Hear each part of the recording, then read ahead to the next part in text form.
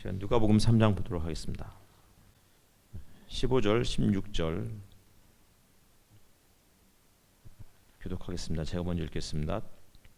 누가복음 3장 15절, 16절입니다. 백성이 그리스도를 고대하고 있던 터에 모두들 마음속으로 요한에 대하여 생각하기를 그가 그리스도가 아닐까 하였다. 그래서 요한은 모든 사람에게 대답하였다.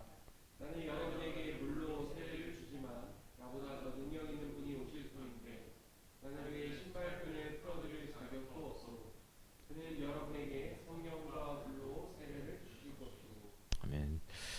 대림절이 이제 시작이 되는데 개신교가 이제 뭐 대림절을 3주 정도 지키기도 하고 또 다른 종파에서는 4주 혹은 그 이상을 또 지키기도 합니다. 대림절은 그리스도의 오심을 기다리는 날입니다. 이미 2000년 전에 이 땅에 오셨던 예수 그리스도를 기다렸던 그 당시에 살고 있었던 이스라엘 사람들, 그리고 전 세계에 또 예수님이 다시 오심을 기다리면서 매해마다 이맘때가 되면 또 주님의 다시 오심에 대한 간절한 기대를 가지고 또 모여서 기도하는 사람들.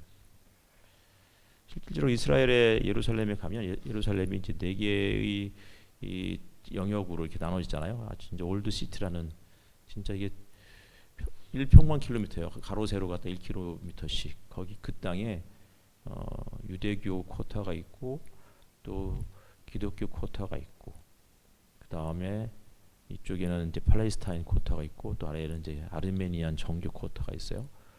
근데 이제 뭐 이스라엘과 기독교 혹은 뭐 팔레스타인은 나름 뭐 거기에서 이 사람들이 사는 이유를 알겠는데 왜 아르메니안 정교회는 거기에 들어가 있을까? 이 사람들이 예수님의 그 십자가, 그 골고다 언덕이죠. 그리고 예수님이 묻혔던 무덤, 이곳을 지키겠다고 하면서 기독교 복음이 전파된 이후에 그들이 내내 그 땅에서 살고 있는 사람들이에요. 그러니까 나름 또 그런 의미에서는 또 아르메니아 정교회가 한 쿼터를 차지하고 있는 것은 뭐 또 납득이 되는 부분도 돼요. 근데 이제 여기를 지나갈 때마다 늘 불안해요. 팔레스타인 사람들의 땅을 이스라엘 사람들이 거기를 통과해서 자신들의 성전을 올라간다든지 이런 일들을 해요. 팔레스타인 이 쿼터를 왜 굳이 그것을 지나가야 되나 이런 생각들을 해요. 왜 그러면서 거기에서 한두 명도 아니고 굉장히 많은 사람들이 그 땅을, 팔레스타인의 이렇게 좁은 그 골목을 통과를 할까? 그렇게 하는 이유, 그러면서 계속해서 여러 가지 갈등이 이제 촉발이 되죠. 그럼에도 불구하고 그 사람들이 거기에서 나름 큰 갈등 없이, 큰 충돌 없이 지나갈 수 있는 이유는 거기에 중무장한 이스라엘 군인들이 서 있기 때문이에요. 그러면서 계속해서 팔레스타인 사람들의 그 영역을 침범하는 일들이 벌어지고 있는 것 같아요. 그래도 신기한 것은 그 땅에서 팔레스타인 아이들이 그냥 진짜 좁은 땅인데 그곳에 모여가지고 놀이도 하고 마음껏 웃기도 하고 일상의 삶이 계속해서 이어지고 있다는 자체가, 그렇게 갈등이 최고조되고 긴장이 최고조된 상태에서도 일상을 유지할 수 있다는 것이 참 신기하고 대단하다, 이런 생각들도 해보게 돼요. 월터 브루그만의 이제 대림절 묵상이라는 책에 브루그만이 이렇게 이야기해요. 대림절은 진실을 말하기 위한 시간이다. 근데 그가 말하는 이 진실이라는 것이 무엇이냐면 일상의 권태와 불안이라고 이야기해요. 대림절을 그리스도의 오심, 이런 것들을 기다리는 이유는 이 일상이 얼마나 불안하고 또 얼마나 권태로운지 이런 것들을 이야기하고 깨닫기 위한 시간, 이것이 대림절이라고 이야기하고 있는 거죠. 요한은 아직 예수님이 본격적으로 사역을 시작하기 이전부터 활동했던 사람이에요. 예수님의 때가 아직 이르지 않았는데도 불구하고 예수님의 길을 예비하고 준비하는 사람.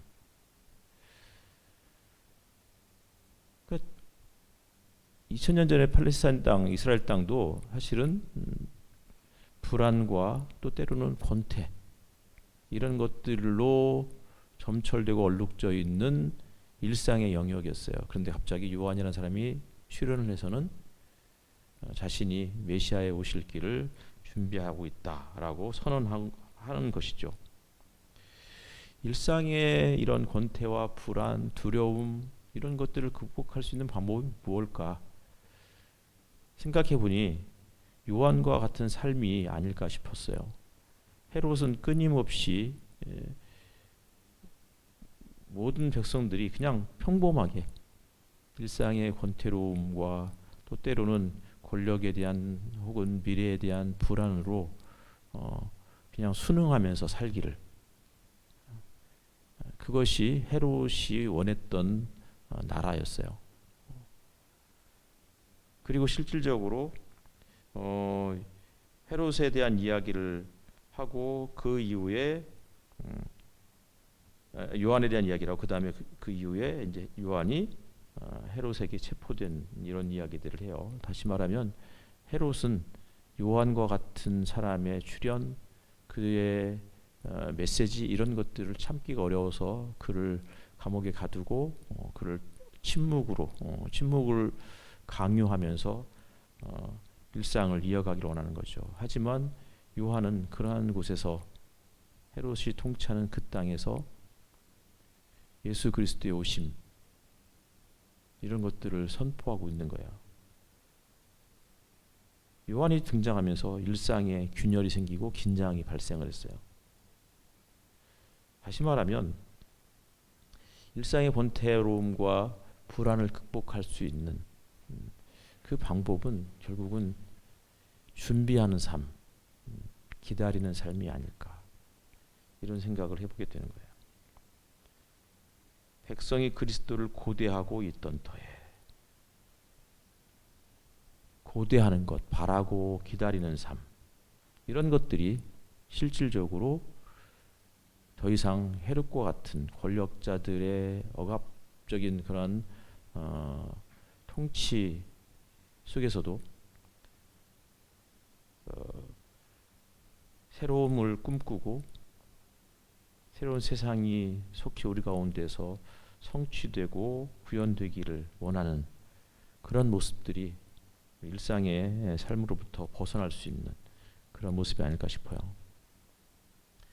예수께서 베푸는 세례 혹은 침례라는 것은 단순히 무슨 특별한 어떤 그 감정의 변화를 통한 개인적인 그 종교 행위, 우리 흔히 말하는 이제 은사주의 이 정도를 이야기하고 있는 게 아니에요. 성경에서 이야기하는 성령이라는 것은 모든 것을 감싸 안을 수 있는 억압과 혹은 단조로움 이런 것들 속에서 그냥 그 체제가 그대로 유지되기를 원하는 그러한 세상 속에서 그 억압과 단조로움, 불안 이런 것들을 깨트리고 나올 수 있는 어떤 에너지 이런 것들을 그 만들어내는 그 주체가 성령이잖아요. 그 성령을 통해서 우리의 삶이 더 이상 이렇게 살면 안 되겠구나.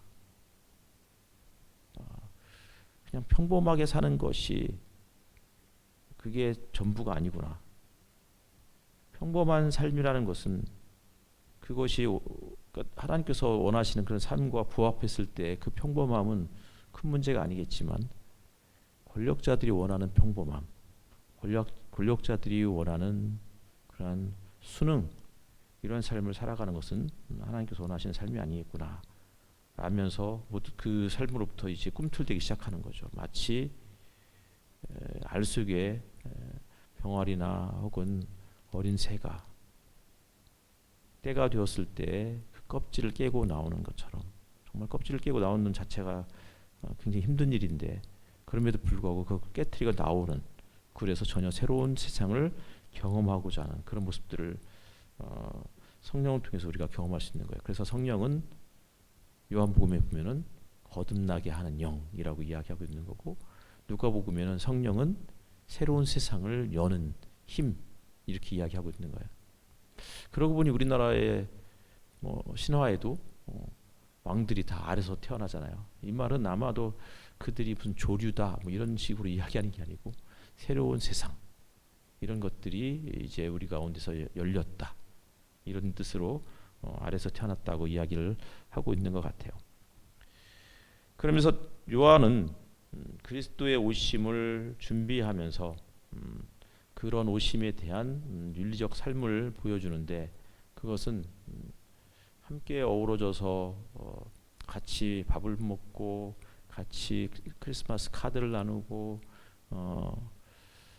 선물을 사서 자신을 기쁘게 하는 그 정도가 아니고 아주 파격적인 이야기를 하죠. 두벌 옷 있는 자는 옷 없는 사람들에게 나눠줘라.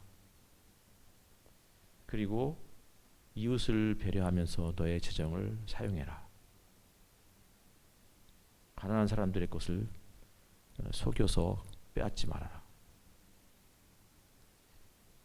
성탄을 우리가 준비하고 있습니다. 어떻게 성탄을 준비할까요?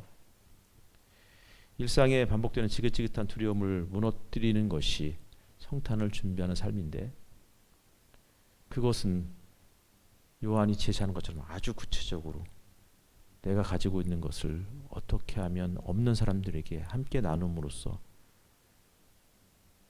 가진 자는 더 많이 가지고 없는 자는 더 가난해지는 이러한 잘못된 이 현실을 우리가 순응하지 않고 극복할 수 있을지.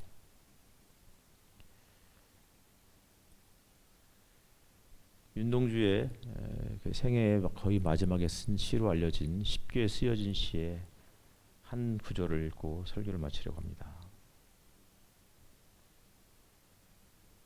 육초방은 남의 나라, 창밖에 밤비가 속살거리는데 등불을 밝혀 어둠을 조금 내몰고 시대처럼 올 아침을 기다리는 최후의 나. 육초방이라는 다다미방이 아주 작은 그곳에서 생활하고 있었던 윤동주가 등불을 밝혀 어둠을 조금 내몰고 시대처럼 올 아침을 기다리는 최후의 나라고 이렇게 이야기하고 있습니다. 우리가 할 수 있는 일은 어둠을 조금 내몰 수 있는 정말 작은 등불 하나 켜는 것이 아닐까 싶습니다.